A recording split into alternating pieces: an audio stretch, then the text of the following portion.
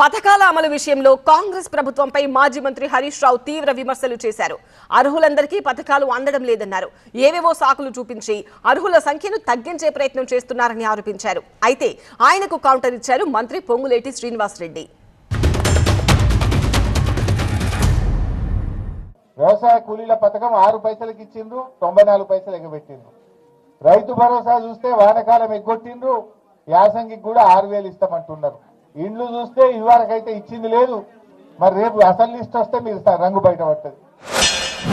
అర్హులైన వాళ్ళందరికీ నిన్న అప్లికేషన్ పెట్టుకున్న వాళ్ళని కూడా నిన్న అప్లికేషన్ అప్పుడు గతంలో లిస్ట్ లో ఏదైనా మిస్ అయితే నిన్న అప్లికేషన్ పెట్టుకున్న వాళ్ళు కూడా అర్హులైతే క్యాన్వా అనే ఫ్రీ టూల్ ని యూజ్ చేసుకుని ఎటువంటి డిజైన్ అయినా మనమైతే సింపుల్ గా చేసుకోవచ్చు. అది ఎలాగో నేర్చుకుందాం అనుకుంటున్నారా? అయితే ఫ్రీడమ్ యాప్ ని డౌన్లోడ్ చేసుకోండి. 4 స్కీములు కూడా ఇవ్వడానికి ఈ ప్రభుత్వం చిత్తశుద్ధితో నిజాయితీతో పనిచేస్తుంది. ఎవరైనా రెచ్చగొట్టే విధంగా ఎవరైనా విమర్శలు చేయాలని చేయటం తప్ప ఈ ప్రభుత్వం నిబద్ధతతో పనిచేస్తుంది.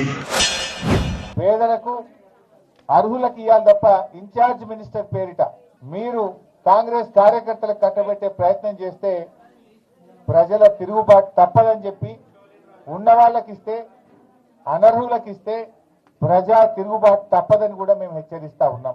ఏడాదిలోనే తీవ్రమైన ప్రజా వ్యతిరేకత ఎదుర్కొంటున్నారు. ఇవాళ ఏ ఊర్లో పోయినా గ్రామ సభల్లో తిరుగుబాట్లు జరుగుతూ ఉన్నాయి. ప్రజలు పాపం అధికారులను నిలదీస్తా ఉన్నారు. మీ తప్పులకు అధికారులు బలి అవుతా ఉన్నారు.